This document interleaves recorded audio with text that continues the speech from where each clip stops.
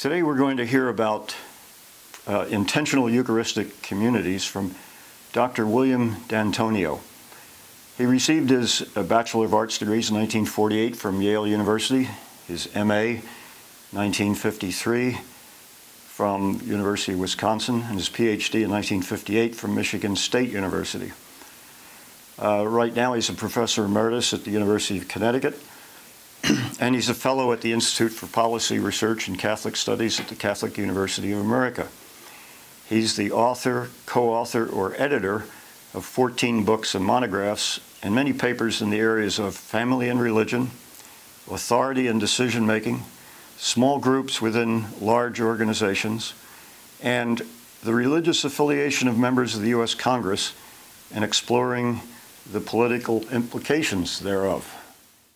Professor D'Antonio, would you please explain what is an intentional Eucharistic community? Yes, happy to do so. The three words really mean what they imply. It's intentional in the sense that the people involved organize it on their own behalf and are responsible for it in every part of the community's activities. It's Eucharistic in the sense that the central act of worship around which the communities live and have their being is the Eucharist. And it's a community to the extent to which it extends well beyond just meeting for Eucharist once a week or, in some cases, once or twice a month. Most intentional Eucharistic communities meet weekly, although not always on the weekend. So it's a community to the extent to which the members are committed to trying to live the gospel beyond the end of the liturgy, so that when they say, go forth and live the gospel, they mean it.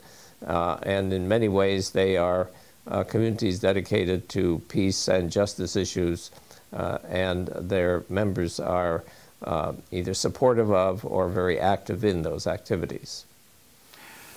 Are there many of them in the U.S.? Are they spread across the country or clustered in certain regions? There are, when we did our first study in the late 1990s as part of a larger study of small Christian communities in the U.S., we were able to identify about 80 of them.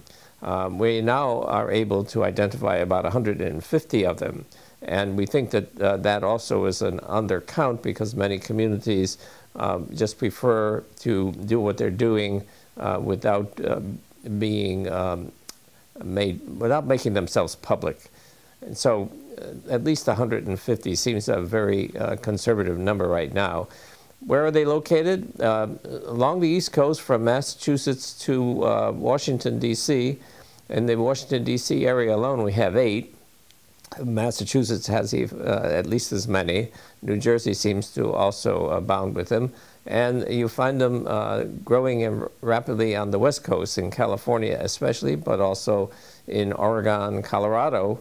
There are 5 or 6 right now. So they're spreading. Chicago is another area around which they can be found. There are not as many in the South. But yes.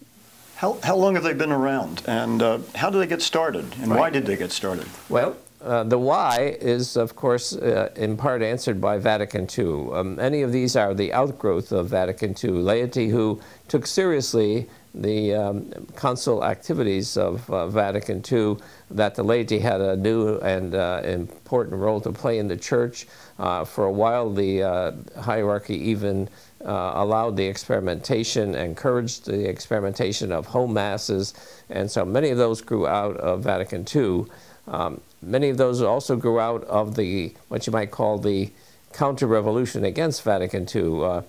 People who were in parishes that were trying to live the teachings of Vatican II. Along came a new pastor who squashed everything and closed it down. And out of that kind of return to pre-Vatican II activity came members of the parishes who then formed themselves into these intentional communities. Some of whom have made charters with the local bishop, majority of whom are simply active either with or without the antagonism of the local hierarchy. So they're quite diverse in type and spreading because they reflect desire on the part of a growing number of laity to have a Eucharistic celebration that reflects to them the teachings of Vatican II. And in that sense, of course, they seem to be returning to what you might call the early church, the church of the first century, about which Schillebeeckx, the great Dutch theologian, has written much.